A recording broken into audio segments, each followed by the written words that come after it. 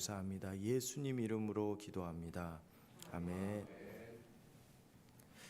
오늘 우리에게 주실 하나님의 말씀은 요한복음 4장 15절에서 26절까지 말씀입니다. 요한복음 4장 15절에서 26절까지 말씀입니다. 한 절씩 교독하도록 하겠습니다. 하나님의 말씀입니다.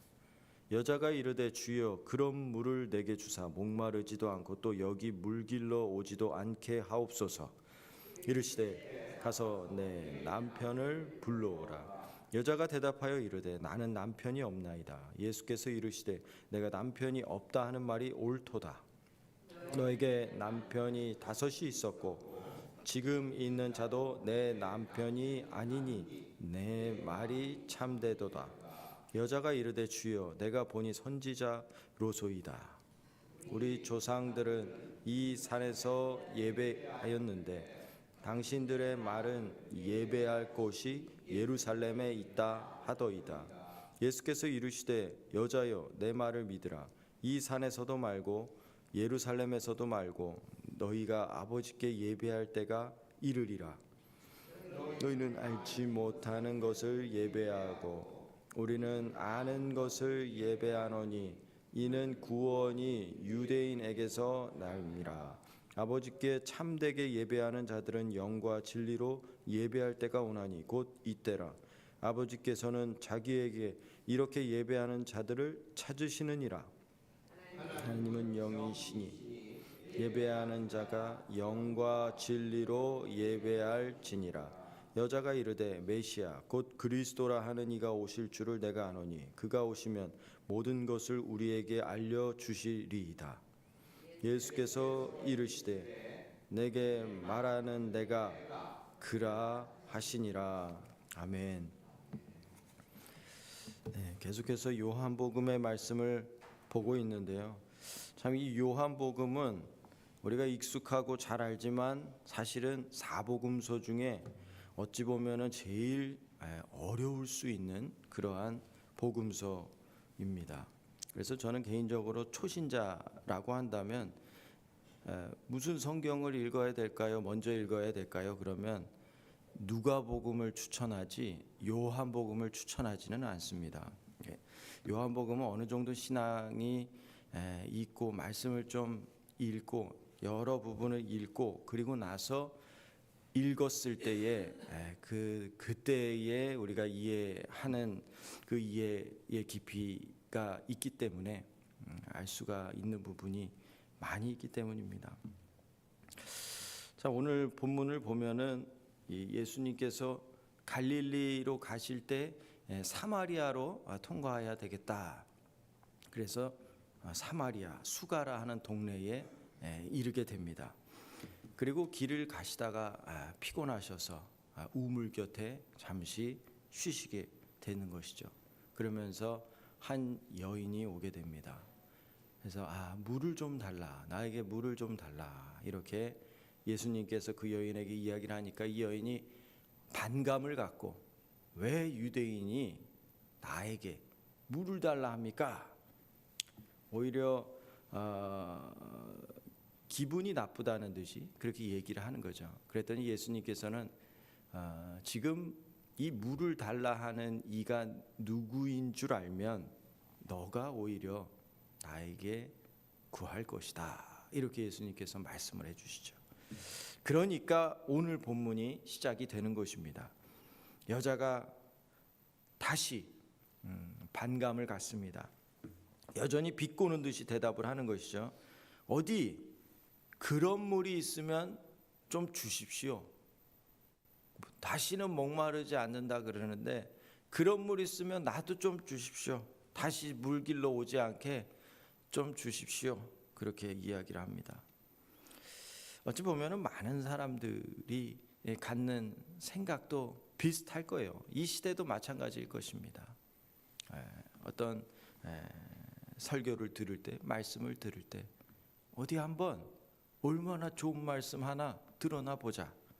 얼마나 괜찮은지 한번 들어보자. 이런 마음을 갖는 거죠. 어디 한번 나한테 은혜를 한번 끼쳐봐라 라는 심정. 그런 물이 있으면은 한번 좀 줘봐라라는 것이죠. 그런 분위기 속에서 예수님께서는 화제를 돌립니다. 갑자기 다른 화제를 만드시는 것이죠. 16절에 이르시되 가서 내 남편을 불러오라. 내 남편을 불러오라. 사실 이 메시지는요 굉장히 중요하고 우리 모두에게 말씀하시는 메시지입니다. 남편 다섯이 있다는 것이 무슨 의미인가요? 남편 다섯이 있다. 그것은 이 여인이 불화가 생길 때마다 이혼을 못하고 또다시 새로운 결혼을 하고 또 남자를 찾고 이혼을 못하고 또 남자를 찾고 이혼을 못하고 남자를 찾고 그러다가 결국 남편이 5명까지 이르게 되었다는 것이죠. 그러니까 하나님을 앞에 두고도 알아보지 못하는 그 여인에게 하나님의 말씀을 못 알아듣는 이 생수, 네가 나에게 물을 구할 것이라는 그 하나님의 말씀을 하시는 그분을 못 알아보는 이 여인에게 예수님께서 하시는 이 답변, 너의 남편을 데려와라. 이게 무슨 의미를 담고 있는 걸까요? 느닷없이 왜 남편을 불러오라고 예수님께서는 말씀을 하시는 것일까요? 예수님은 여인의 마음속에 깊은 죄를 끄집어냅니다. 그 속에 있는 죄를 끄집어내는 것입니다. 아무에게도 들키지 않고 아무에게도 드러나지 않았던 그 죄를 지적하시는 것이죠. 숨기고 싶었던 것.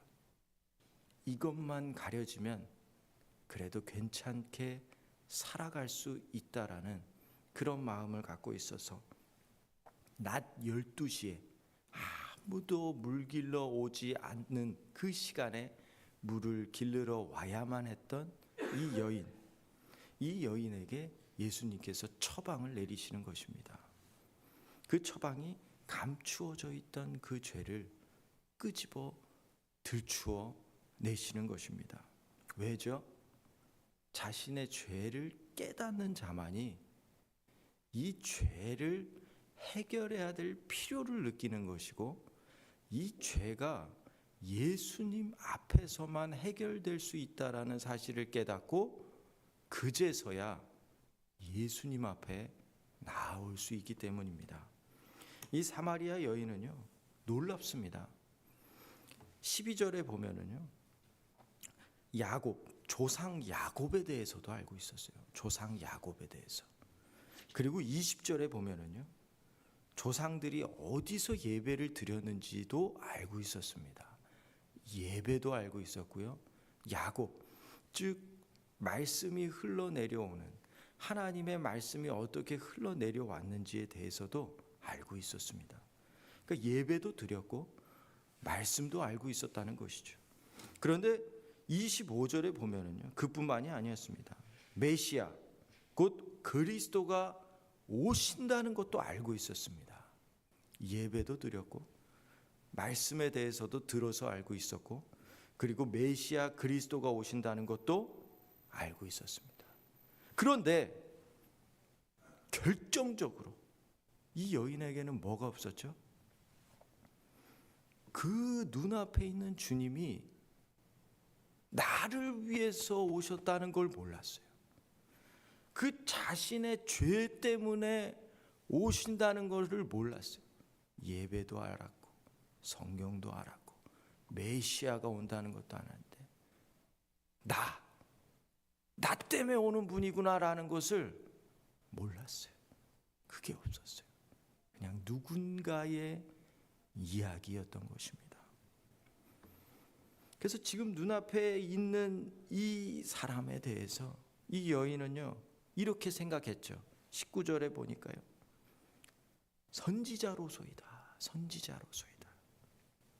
그러니까 역사 속에 있을 법한 선지자, 역사 속에 있을 법한 그런 선지자 정도로만 생각을 하는 것입니다. 그러니까 자신의 삶과는 관련이 없는 거예요. 나와 무슨 상관이 돼? 우리 조상들은 저기서 예배 드렸고, 야곱이 이렇게 말씀을 통해서 이렇게 우리 시대까지 흘러왔고, 메시아가 오신다는 것도 알고 있었는데, 그래서 나와 무슨 상관이냐고. 나는 낮 12시에 물을 길러 또 내일도 나와야 되는데, 나는 또 남편 5이 있어서 죄 가운데 매일 살아야 되는데, 그래서 나와 무슨 상관이냐는 거예요. 나와 무슨 상관이. 메시아가 온다고? 그게 나와 무슨 상관입니까? 성경은요, 주님이 나와 얼마나 상관이 있는지를 이렇게 말씀을 해주십니다. 히브리서 4장 15절에 보니까요, 우리에게 있는 대제사장은 우리의 연약함을 동정하지 못하실 이가 아니요 모든 일에 우리와 똑같이 시험을 받으신 이로되 죄는 없으시니라. 그렇게 히브리서 4장 15절에는 하나님께서 우리와 무관하신 분이 아니시라는 것을 말씀해 주고 있습니다. 주님은 죽으셨어요. 왜요? 오직 이 여인을 위해서 죽으셨다는 거예요. 주님은 오직 그 여인을 만나기 위해서 오셨다는 것입니다. 그 요한복음 4장 4절에 이 앞부분 서두에 보면은 예수님께서 말씀하세요. 내가 사마리아를 통과하여야겠느니라. 통과하여야겠느니라. 이 말은요, 영문으로 봐야 이해가 쉬워요. 통과하여야겠느니라. 영어로 보면은요, he had to go, 이렇게 he had to go, he had to go. 또 다른 영어 번역에는요, he must need to go 이렇게 했어요. must를 씁니다. must.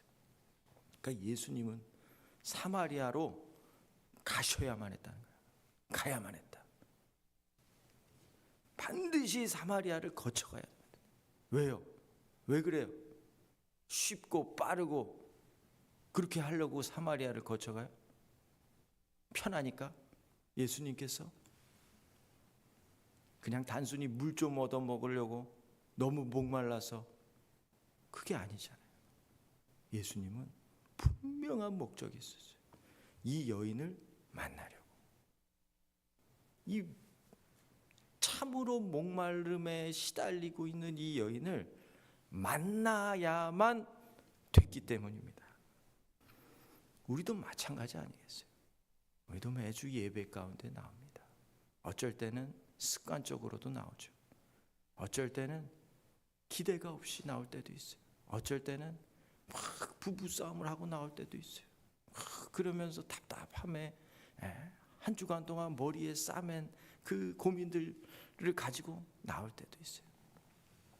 무슨 일이 일어날지 그 예배 가운데에 기대와 소망이 없이 앉아 있는데, 이 사마리아 연인처럼 매일 12시에 똑같이 반복되는 일상 속에서 물을 길러 나오는 그 상황 속에서 갑자기 예수님을 만나게 된 것처럼, 우리 또한 나도 모르는 그때에 예수님이 여기에 나를 만나러 오셔야겠다라는 그 예수님의 마음으로 만나게 된다는 것입니다. 그래서 이 예배의 자리가 복된 자리라는 거예요. 예수님은 나를 만나기 위해서 오시는 거니까. 누군가를 위해서가 아니야. 편한 길을 가기 위해서가 아니야. 예수님의 어떤 다른 목마르기 때문에가 아니라는 거예요. 나를 만나주기 위해서. 누군가의 이야기가 아닙니다. 다른 사람의 이야기가 아닙니다. 나를 만나기 위해서, 나와 동행하고 있다는 것을 알려주기 위해서 예수님은 반드시 이 예배 자리에 오셔야만 된다는 것입니다.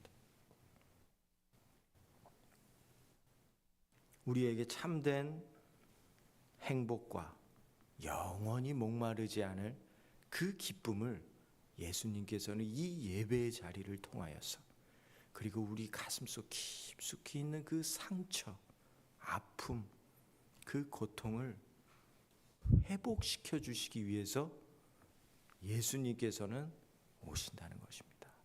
누군가의 상처가 아니라 누군가의 이야기가 아니라 내 이야기를 만들어 가시는 분이 예수님이라는 거예요. 나의 삶을 지켜가시는 분. 오늘도 그 주님을 깊이 만나는 시간이 되었으면 좋겠습니다. 주님, 오늘도 주님과 함께 걷습니다. 정말 목마른 사람은 접니다. 제가 목말라요. 제가. 하나님, 영원히 마르지 않는 그 물을 저에게 주십시오. 저에게 허락해 주십시오. 그러니까 그렇게 기도로 나아가는 오늘이 되길 주님의 이름으로 기도합니다. 아멘. 기도하겠습니다. 하나님 아버지, 예수님께서 말씀하셨던 네 남편을 데려와라. 네 남편을 데려와라. 하나님, 그 예수님의 말씀이 우리에게 들려지게 하여 주옵소서. 하나님, 우리는 예수님이 필요합니다. 예수님 없으면 다른 길이 없습니다. 유일한 소망이 예수님입니다. 예수님만 간절히 붙잡으며 오늘도 함께 하시고 내일도 함께 하시고 말씀 가운데 함께 하시고 예배 가운데 함께 하시고 우리가 고통 중에 괴로움 중에 아픔 중에 있을 때에도 주님은 나를 만나기 위해서 오시는 분이심을 기억하며 동정하고 나의 아픔을 긍휼히 여기시는 그 예수님을 굳게 붙잡는 오늘의 한날이 될 수 있도록 우리의 삶의 여정이 될 수 있도록 붙들어 주옵소서. 감사드리옵고 살아계신 예수님 이름으로 기도합니다. 아멘. 기도하시다가 돌아가시죠.